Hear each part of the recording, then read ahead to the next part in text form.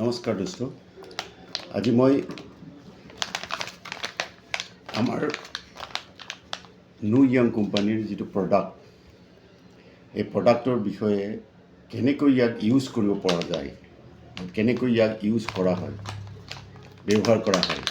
আপোনালোকে এই বস্তুটো যিটো আমাৰ নিউ য়াঙৰ প্ৰডাক্ট দিছে ব্যৱহাৰ কাৰণে, ই কোনো ধৰণৰ মেডিচিন নহয়, ই কোনো ধৰণৰ ফুড ছাপ্লিমেণ্ট নহয়, ই ডাইৰেক্ট এটা চেল, যিটো শৰীৰত বিভিন্ন অংগ প্ৰত্যংগৰ চেলবিলাক যেতিয়া ডেমেজ হয়, টিচুবিলাক ডেমেজ হয়, তেতিয়া তাক এই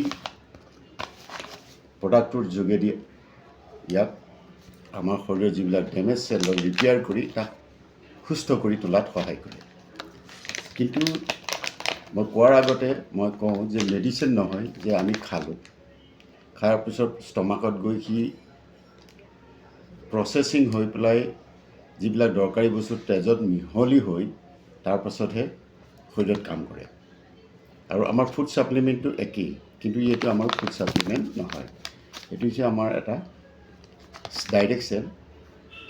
ইয়াক ব্যৱহাৰ কৰাৰ পদ্ধতিটো অলপ বেলেগ, কাৰণ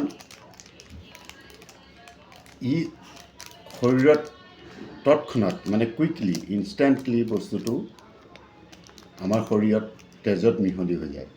সেইকাৰণে এটাই জেগা আছে যেনে আমি বস্তুটো তেজত মিহলি কৰা আমি জানো যে ইনজেকশ্যন দিয়াৰ লগে লগে আমি তেজত বস্তুটো মিহলি যায়, কুইকলি কাম কৰে। ঠিক তেনেকৈ আমি এই যি প্ৰডাক্টটো, ইয়াৰ ভিতৰত কিছুমান প্ৰডাক্ট আছে, সৰু সৰু পেকেট আছে। এই পেকেটবিলাকেই হৈছে আমি তাক সদায় ব্যৱহাৰ কৰিব লাগে।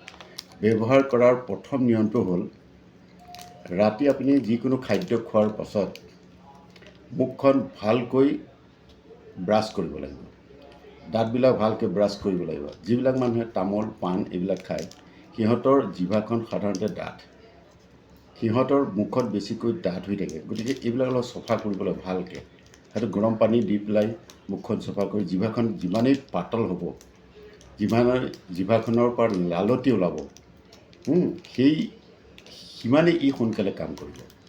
গতিকে এটা মেডিচিন নহয় আৰু ফুড ছাপ্লিমেণ্টো নহয়, যিটো খাই মেটাবলিজিছ কৰাৰ পাছত তেজত ঘোলমিল হ'ব। কিন্তু এইটো সেইকাৰণে এই প্ৰডাক্টটো আমি মুখত ঢালিব লাগে। এনেকুৱা এই পেকেটটোৰ ভিতৰত, এই পেকেটটোত আমি সৰু সৰু এনেকুৱা 20টা পাৰ্টছ থাকিব, সৰু সৰু।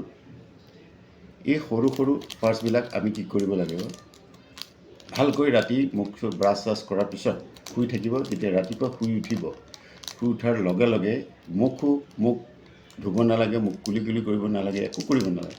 ডাইৰেক্ট এনেকৈ এটা সৰু পাৰ্টছ ল'ব, লৈ ইয়াক কাটিব। কাটাৰ পেলাই জিভাৰ এই অংশত, জিভাৰ ওপৰত, ইয়াতো নহয়, ইয়াত দাঁত আৰু জিভাৰ যিটো মাজৰ গেপটো, তাতেই এনেকৈ ঢালি দিব। ঢালি দিয়াৰ পাছত জিভাখনে বন্ধ কৰি, মুখখন বন্ধ কৰি ৰাখিব।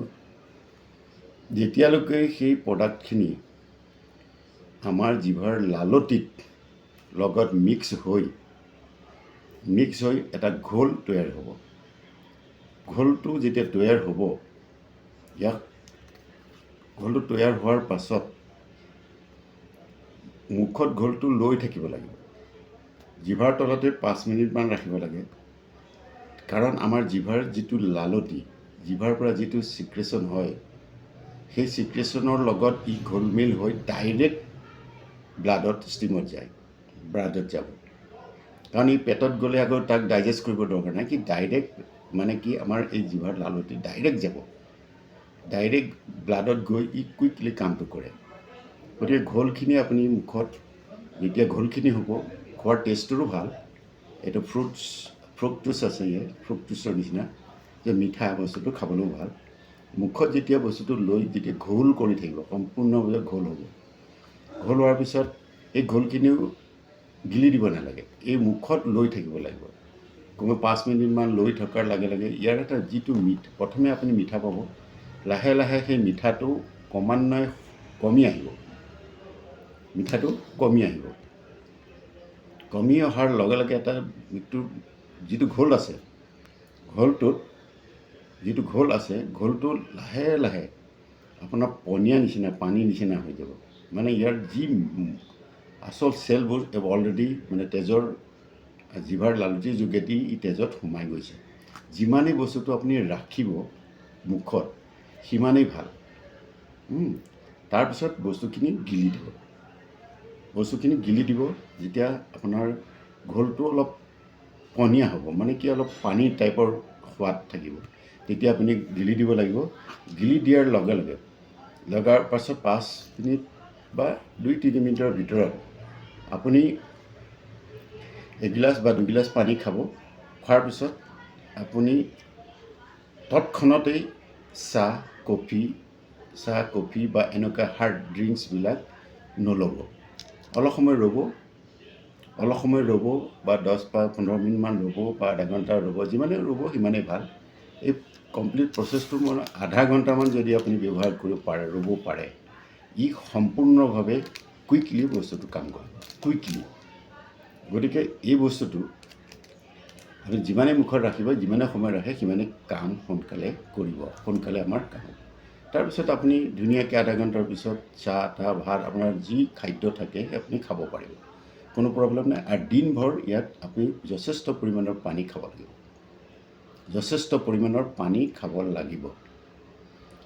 পানী খাই থাকিব লাগিব। এই ধৰণে আপুনি বস্তুটো খাব পাৰে। কাৰণ এনেকৈ নহয়, ছাপ'জ কিছুমানে ক'ব বস্তুটো ব্যৱহাৰ যদি নাজানে, ইয়াৰ বিষয়ে যদি নাজানে, তেতিয়াহ'লে সি ধৰক মুখত দি দিলে আৰু মিঠা মিঠা পালে, এগিলাচ পানী খাই দিলে, গিলি দিলে, কাম নকৰিব। কাৰণ এইটো খাদ্য নহয়, আকৌ ৰিপ্ৰচেছিং কৰিব নালাগে। পেটত ই বস্তুটো ৰিপ্ৰচেছিং কৰিব নালাগে, ই ডাইৰেক্ট হয়। কাৰণ খাদ্য আমি ৰিপ্ৰচেছিং হয় ষ্টমাকত প্ৰডাক্টবিলাক মেটাবলাইজ হৈ তাৰপিছত তেজৰ লগত স্মল ইণ্টেষ্টাইনৰ যোগেদি তেজত সোমাই যায়। কিন্তু এইটো তেনেকুৱা খাদ্যও নহয়, এইটো মেডিচিনো নহয়।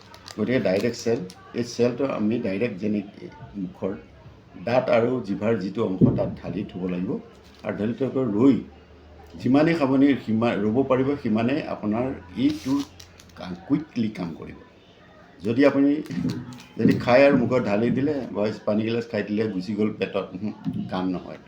গতিকে খোৱাৰ আগতে যিবিলাক মানুহে এই বস্তুটো কিনিছে ব্যৱহাৰ কৰি সদায় এই বিষয়টো মানে কেনেকৈ ব্যৱহাৰ কৰিব লাগিব তাৰ সঠিকটো জানি লোৱা। এই ভিডিঅ'টো কিন্তু চাই ল'ব। মই ইয়াত ডিটেইল বস্তুটো এক্সপ্লেইন কৰি দিছোঁ, কাৰণ মই নিজে ব্যৱহাৰ কৰি আছোঁ। এইটো ভাল লাগিছে। আৰু মই ব্যৱহাৰ কৰাৰ পাছত কিছুমান মানুহে কয় যে খাই দিলোঁ, গিলি দিলোঁ, সদায় খাই আছোঁ। তেনেকুৱা নহয়।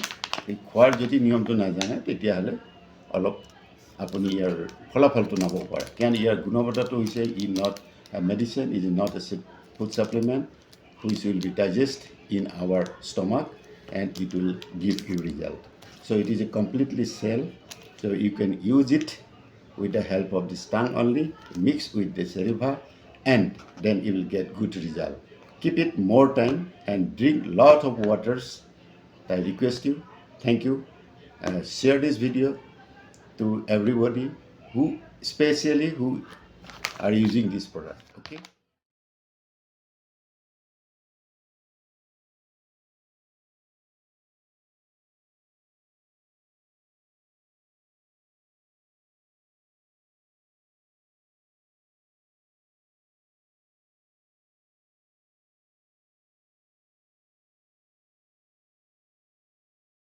Thank you.